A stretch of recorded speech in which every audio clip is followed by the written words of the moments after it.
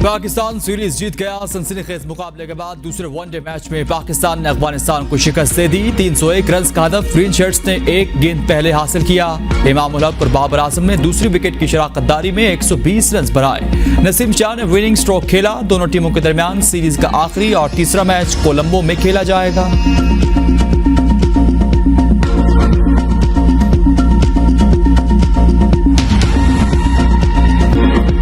Afghan bowlers के सामने इमामुल हक सीसा पलाई दीवार की माने डट गए। इमामुल हक ने 4 चौकों की मदद से 91 रन की शानदार इनिंग्स खेली।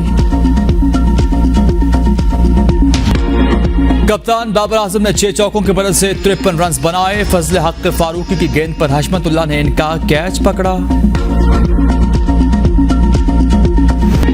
वही बैट्समैन, वही बॉलर, वही आखिरी ओवर। नसीम शाह ने बतौर बैटर तारीख दोहरा दी। नसीम शाह ने एशिया कप 2023 की याद ताज़ा कर दी। अफगानिस्तान के खिलाफ एशिया कप में 2 शानदार छक्के लगाकर टीम को फतह दिलवाई थी और कल के मैच में एक बार फिर से 2 चौके लगाकर टीम को फतह दिलाई। दूसरे वनडे में शाहीन शाह अफरीदी की शानदार बॉलिंग। 10 ओवर्स में 58 रन देकर 2 खिलाड़ियों को आउट किया। हारी हुई टीम का जीता हुआ खिलाड़ी रहमानुल्लाह गुरबाज ने 151 रन की जबरदस्त इनिंग्स खेली। उन्होंने 14 चौके और 3 छक्के लगाए। चीफ इलेक्शन कमिश्नर ने सदर आरिफ अलवी से मुलाकात से इनकार कर दिया। सदर ने सेक्रेटरी वजारत कानून को खत लिखकर राय मांग ली। इलेक्शन एक्ट 2017 में तरमीम के बाद इंतखाबात की तारीख देना इलेक्शन कमीशन की जिम्मेदारी है। इलेक्शन एक्ट की सेक्शन 57 में तरमीम के बाद सदर से मुशावरत का इख्तियार खत्म हो गया।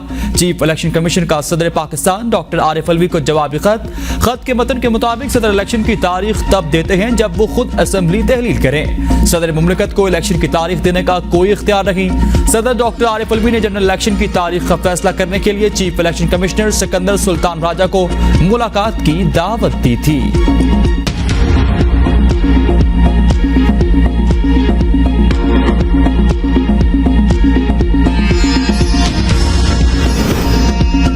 निगरान हुकूमत ने इलेक्शन कमीशन की हिमायत कर दी। इलेक्शन कमीशन जिस तारीख का ऐलान करेगा उस पर इंतखाबात कराएंगे। निगरान वज़ीर इत्तलात का वाज़ेह ऐलान। कहा इलेक्शन कमीशन ने एक मौक़िफ़ इख्तियार किया है, हम इसके पीछे खड़े हैं। इंतखाबात की तारीख इलेक्शन कमीशन देगा।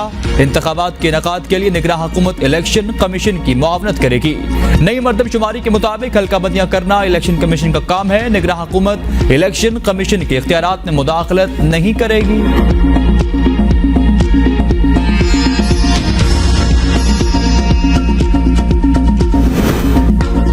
सुप्रीम कोर्ट की मौजूदा तकसीम पर निगरान वज़ीर आला सिंध जस्टिस रिटायर्ड मकबूल बाकर का अहम बयान। कहा बहुत देर हो चुकी। जो लोग आइन और कानून से हट रहे थे उन्हें साथियों और बार ने समझाने की बहुत कोशिश की, मगर जो नुकसान पहुंचना था पहुंच चुका। तोशाखाना में चेयरमैन पाकिस्तान तहरीक-ए-इंसाफ की सजा मुअत्तल न हो सकी। इस्लामाबाद हाई कोर्ट में समाअत आज फिर होगी। वकील लतीफ कोसा ने दलाइल में कहा सेशन कोर्ट के फैसले में बहुत खामियां हैं जिनको सुप्रीम कोर्ट ने भी नोट किया। सेशन कोर्ट का रवैया ऐसा था कि हाई कोर्ट जो मर्जी कहती रहे हम नहीं मानते। क्या ट्रायल जज का ऐसा रवैया ठीक है? ये हाई कोर्ट ने देखना है। इलेक्शन कमीशन के वकील ने चेयरमैन पीटीआई की अपील पर एतराज उठा दिए। अमजद मरवैज ने कहा चेयरमैन पीटीआई की अपील में स्टेट को फरीक नहीं बनाया गया। चीफ जस्टिस ने रिमार्क्स दिए स्टेट को अपील में फरीक बनाने की जरूरत क्या है? अमजद परवेज ने कहा सजा याफ्ता शख्स अब स्टेट की कैद में है, इसलिए फरीक बनाना जरूरी है।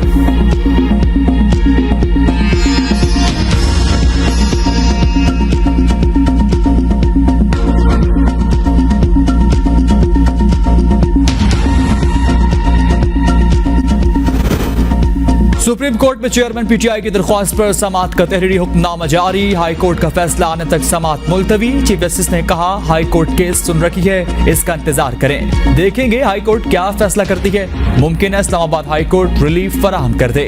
जेल में चेयरमैन पीटीआई को किस हालत में रखा गया है? वफाकी हुकूमत जेल में दी गई सहूलियात से मुतालिक तहरीरी जवाब दे। दौरान समाअत जस्टिस जमाल मंदोखिल ने रिमार्क्स दिए मजिस्ट्रेट से लेकर हाई कोर्ट तक हमारे लिए सब काबिल एहतराम है। कोई भी अदालत खुद को सुप्रीम कोर्ट के मातहत समझे। इस्लामाबाद हाई कोर्ट का फैसला न आने के सबब सुप्रीम कोर्ट में चेयरमैन पीटीआई की अपीलों पर मजीद समाअत न हो सकी। अदालती अमले के मुताबिक सुप्रीम कोर्ट में तोशाखाना केस के मजीद समाअत आइंदा हफ्ते तक होगी।